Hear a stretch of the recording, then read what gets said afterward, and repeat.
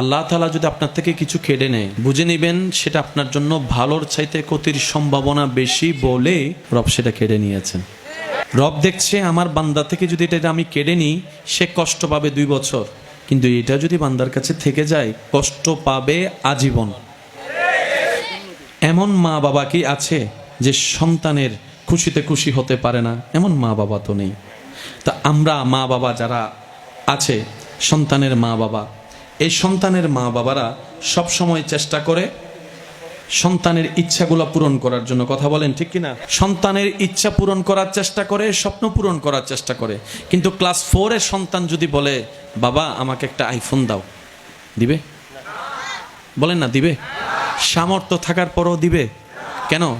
মা বাবার জ্ঞান বলছে এটা তার লাভের চাইতে রব্বুল আলামিন তার চাইতে বেশি ভালোবাসে। মা বাবা আমাকে যতটুকু আপনাকে যতটুকু ভালোবাসে, এই জিনিসটা আপনার আমার একটু বোঝা দরকার। রব সেটাই দেয়, সেটা বান্দার জন্য, যেটা বান্দার জন্য কল্যাণ। বান্দা চেয়ে নেওয়া আর রব খুশি হয়ে দেওয়ার মধ্যে আসমান জমিনের পার্থক্য আছে না নাই? কারণ আপনি আমি ভালো মনে করে অনেক সময় 1 নম্বরের জায়গায় 2 নম্বর নিয়ে আসি, আর রব যখন খুশি হয়ে যাচাই করে দিবে তখন সেটা 2 নম্বর হওয়ার সুযোগ নাই। এই জায়গায় আমাদেরকে একটু ধৈর্য ধরতে হবে। না পেয়ে হতাশাতা নয়, বরং না পাইলেও বলবেন আলহামদুলিল্লাহ, পাইলে বলবেন আলহামদুলিল্লাহ। দেখবেন আল্লাহ আপনার জন্য ভালো, যেটা সবচাইতে ভালো সেটাই আপনার জন্য এনে দিবেন। বলেন না সুবহানাল্লাহ? আর একটু জোরে বলি না সুবহানাল্লাহ?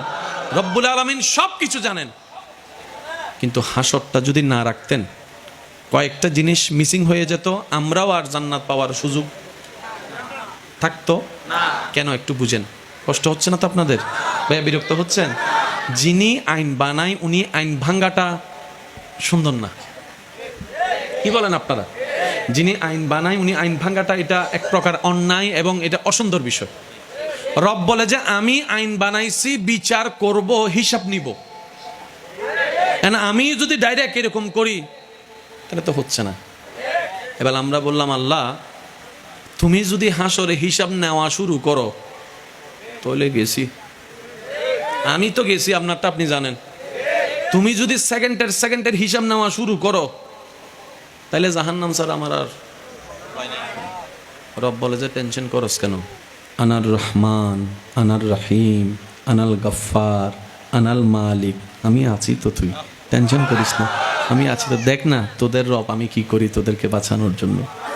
আমরা বললাম আল্লাহ সামান্য স্কুলের হিসাব দিতে আমাদের ঘাম ঝরে যায়, অফিসের হিসাব টান দিলে, অডিট টান দিলে আমাদের রাতের ঘুম হারাম হয়ে যায়। যদিও সেটা কাগজে লেখা আছে, সারা জীবনের প্রত্যেকটা সেকেন্ড কি কি করছে এগুলাই তো মনে নাই। ডান কাঁধের বাম কাঁধের ফেরেশতা ফাইলটা দিলে হয়তো মনে পড়লেও পড়তে পারে।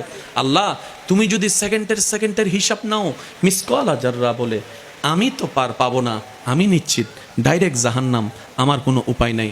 রব বলে যে আমি আহকামুল হাকিমিন হয়ে বিচার তো করতে হবে, বিচার তো করতে হবে। সুবহানাল্লাহ বলি, বিচার তো করতে হবে।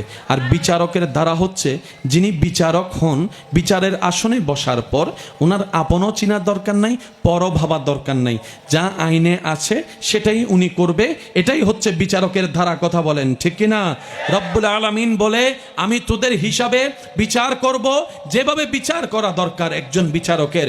বান্দা বলে আল্লাহ তাহলে তো আমার আর উপায় নাই, জাহান্নামের আগুনে আমাকে ধাও দাও করে জ্বালিয়ে ফেলবে। আল্লাহ আমার তো বাঁচার কোনো রাস্তা নাই, জাহান্নাম আমার ঘর হয়ে যাবে। আল্লাহ আমি অপরাধী, আমি স্বীকার করছি, আমি পাপী, আমি স্বীকার করছি, আমি নামাজকে কামা হক্কুহু আদায় করতে পারি নাই, ব্যর্থতা আমার স্বীকার করছি। ইয়া রব তোমাকে ডাকার মতো ডাকতে জানি নাই, ইস্তিগফার করার মতো করতে জানি নাই, দরুদ পড়ার মতো পড়তে জানি নাই, আমি ভালো মানুষ হতে পারি নাই, ব্যর্থতা আমার, আমি জানি। রব বলে যে মন থেকে স্বীকার করছস, মন থেকে ব্যর্থতা মেনে নিচ্ছস, মন থেকে ব্যর্থতা মেনে নিচ্ছস, তুই কি জানোস, তুই কি বিশ্বাস করস যে আমি আল্লাহ চাইলে মাফ করে দিতে পারি?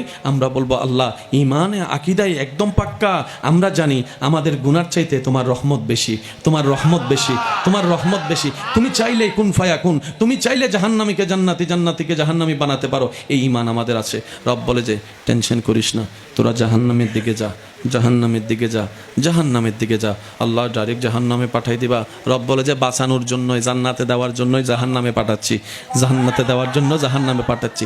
তোরা জাহান্নামে যা, একটু পরে তোদের নবী সিজদায় পড়ে তোদের পক্ষে সুপারিশ করা শুরু করবে, সুপারিশ করা শুরু করবে। আমি আহকামুল হাকিমিন হয়ে ন্যায় বিচার করে যার যেটা প্রাপ্য সেটা দিয়ে জাহান্নামে পাঠাই দিলাম। আর এইদিকে নবীকে সুপারিশ কথা করার অনুমতি আমি রব দিয়ে ওই নবীর কথা রাখার জন্য জাহান্নামী বান্দাকে আমি জান্নাতি বানাই দিলাম।